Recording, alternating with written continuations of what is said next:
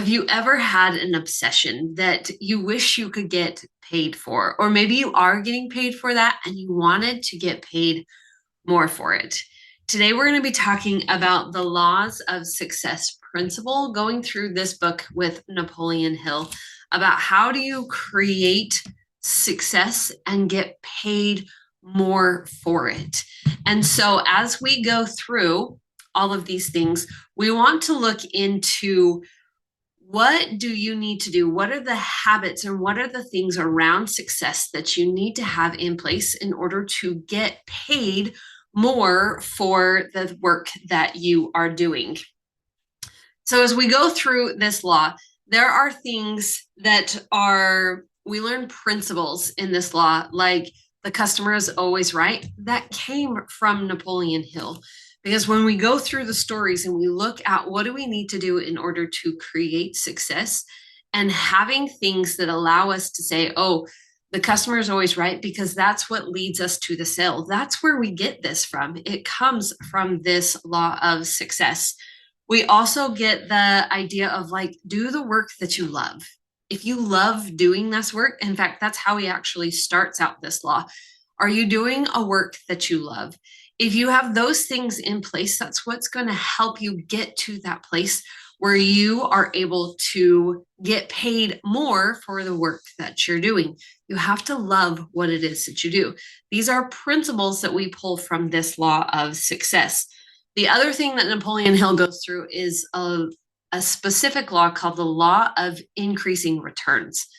And so this states that as we are moving forward, if we are taking the efforts that we're putting in, maybe at the beginning you're not getting paid a ton, but you continue to put in the effort and the reward comes on the other end. You end up getting paid more on the other side for the things that you love. Now, these are principles that have been proven time and time again over the last 100 years since this book has been established.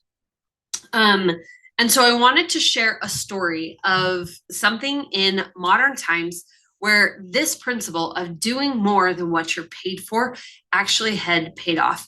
So you may have heard of a little company called Dyson. Back in the late 70s, James Dyson was tinkering around with his vacuum because it was starting to lose suction and he was frustrated with always having to replace it. And so he just became obsessed with there's got to be a better way. And he thought, well, maybe there is something that we could do that doesn't require a bag, because that what tends to get all clogged up and makes it lose suction. So maybe there's something that we can do that makes it so it doesn't need a bag. And the more he talked to about this idea with other people, they laughed at him. They told him it would never work. That's how all vacuum cleaners work. And so he started playing around with prototypes. And one failure after another, things weren't working. And everyone around him was confirming this wasn't going to work. It was an idea that had never been done before. And even once he got prototype after prototype and he started getting it to work, the market was saying, we don't want that. We don't even know how, like, nobody else does it like that. And so this isn't going to work. And so after over 5,000 prototypes, it was something like 5,129 or something like that, but over 5,000 prototypes, and he didn't get paid a dime for it. And in fact, everyone from investors to friends to the market was telling him, this isn't going to work. And so he was in England and he had tried several different options. Like, this is a good option. This is a good vacuum. It works better. And he couldn't get anyone to invest in him. He couldn't get anyone to even try the product because they thought he was crazy. But he knew he had a passion for what he was doing because he knew he had a better product. He ended up going over to Japan. And this was now in the late 80s. So he did 5,000 prototypes over 20 years, didn't ever get paid a dime for it. And then he went over to Japan. He was like, maybe somebody over there. So he had a small investor that had a couple of products go out to people, and it started catching on. Within the next 5 years, he became the #1 seller, not only in Japan, but also in Britain. He sold out every other competitor within 5 years. Why did all of that happen? James Dyson was able to go from no one was wanting to invest in him.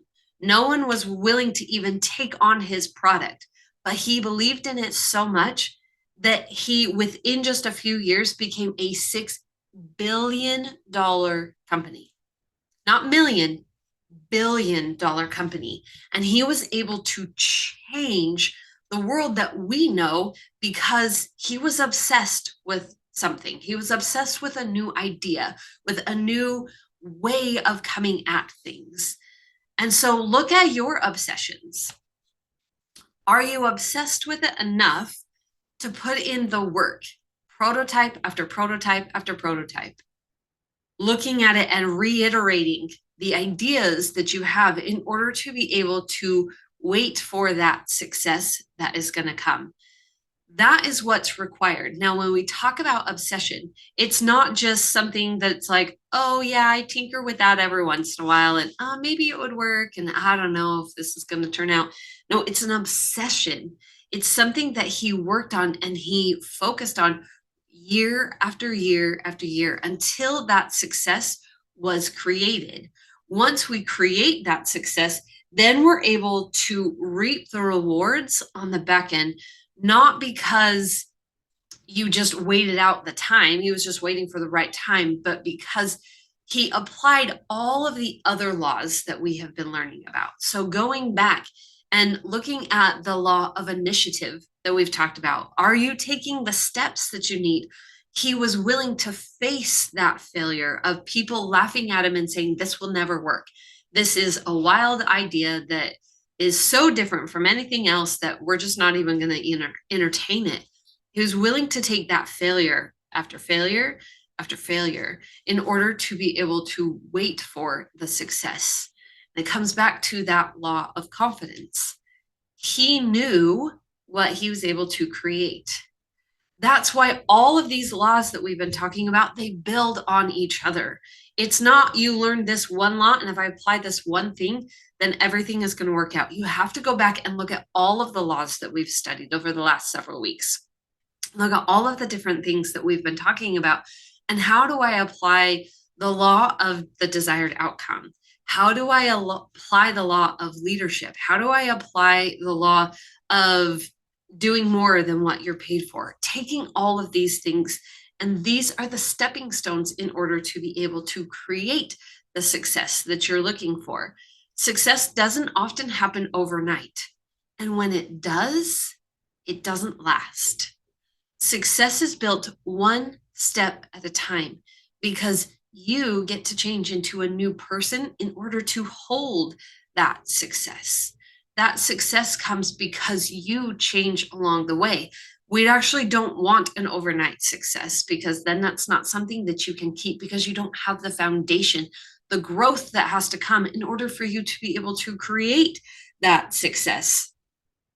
So as we look at these principles that come from Napoleon Hill, like I said, this book was written almost 100 years ago. And so, yes, there are time-tested principles that we can pull out.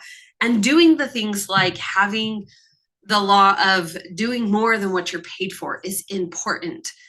But it's fascinating to note that specifically when Napoleon Hill talks about this law of doing more than what you're paid for, he goes through and says that we have lived through the Stone Age, we've lived through the Iron Age, we've lived through the Copper Age, we have lived through the religious fanatic age, we've lived through the Science Age, the Industrial Age, and in his time, they were just entering what he called the Age of Thought.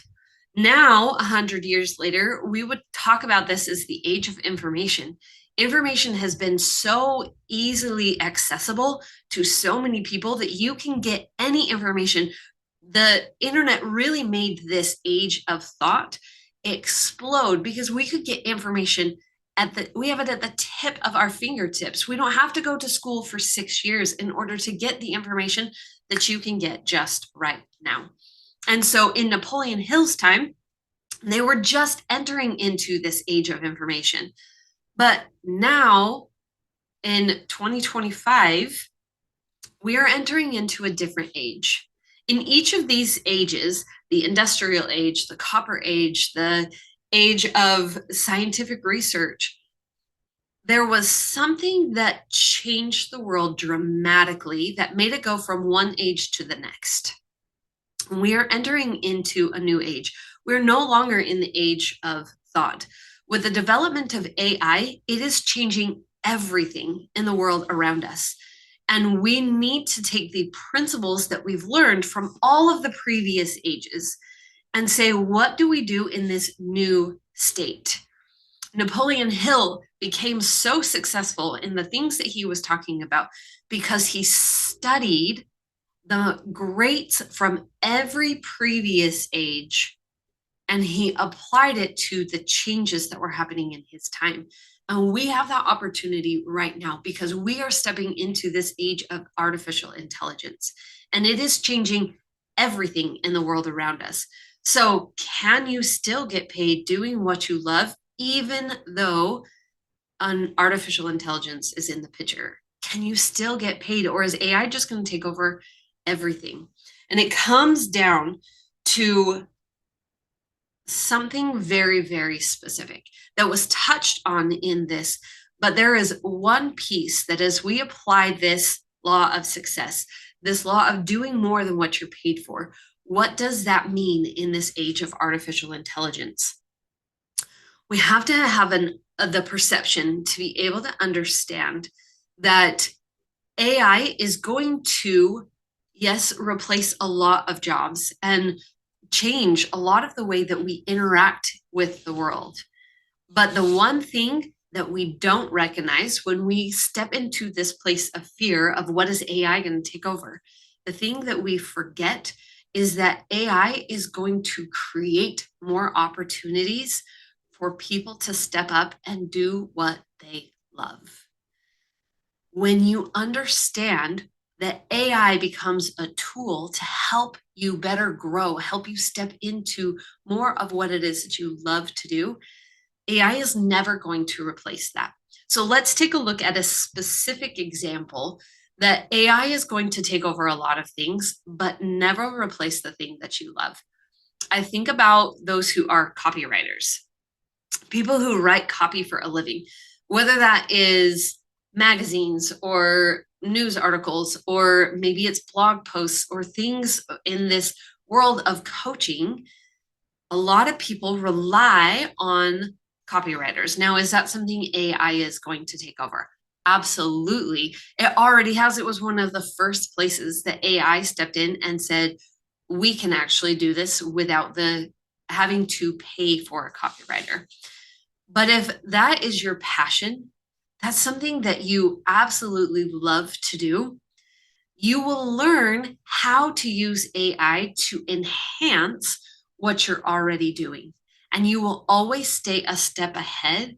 Your services will become more valuable because of what it is that you're able to do, because you're taking the assistance of AI and making what you love to do even better. If somebody doesn't love to write copy, then of course they're going to take AI and replace that. But if it's something that you love to do, AI is going to enhance what you're already doing. If we resist the changes that AI is presenting and we say, oh, I don't want to put that into my program, I don't want to put that into my space, like I don't want AI to be creating images of me, or I don't want AI to be doing XYZ, whatever it is that you're afraid of, that it's going to take over your job, that it's going to take over all of these things. Now we're stepping back all the way into the very first principle that we talked about, and the principle of fear, and how fear will take over everything long before AI actually will.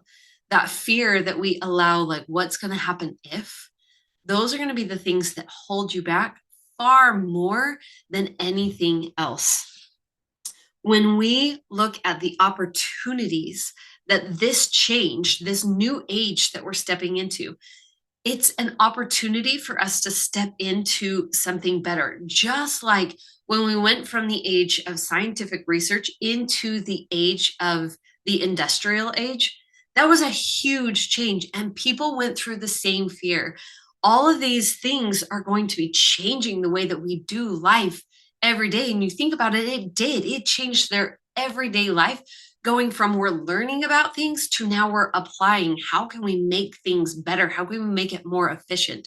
How can we make things work more automatically, that it doesn't require as much manpower? We've gone through this transition before, but we have to take the time to learn from the people who lived it, understand their fears, and how do I apply that to where I'm going right now? When we can step into this space and say, all of these changes in this new age is helping me become better. It's actually helping get that success closer to me so I don't have to labor as long to get there. I'm going to step into this space where I am now able to create the success that I'm looking for because it's easier than ever. We can take the perspective of fear and allow the fear of lack, allow the fear of the unknown, allow these fears to rule our decision because we don't know what's coming on the other side of it. Or we can look for the opportunities of what is going to happen and where we're able to go, and be willing to put in the work right now that you're not getting paid for in order to create a greater success on the other side where you get paid more for doing actually less. That is the privilege of being an entrepreneur. That's the life that you look for when you want to be an entrepreneur. Like, how can I get paid more while doing less? And it is a possibility, but this law of success has to be in play. You have to be willing to do the work, to put in the hours to learn what it is that you need to learn. And that is the key. It is not about doing more. It's about learning and growing. And if you can grow into the person who achieves that success, you will get there faster. But it has to change here first. If we don't allow ourselves to create that change within us, and we just keep putting in the time and saying, oh, over time, it's just going to start paying me more. But I'm not willing to allow things to change inside me, to change that perspective, to change the approach and how you come at things, and maybe to do things a little bit differently. You're not going to reach that level of success, and you'll always be waiting. The idea behind this law of doing more than what you're paid for is not putting in the time, waiting for that moment when you're going to start getting paid more. But what is it that I need to change?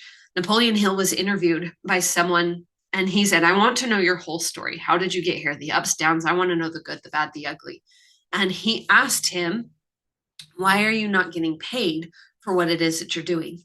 And Napoleon Hill's response was, I've been putting in the time to unlearn the things about myself in order to become one of these greats. And I think I have it now.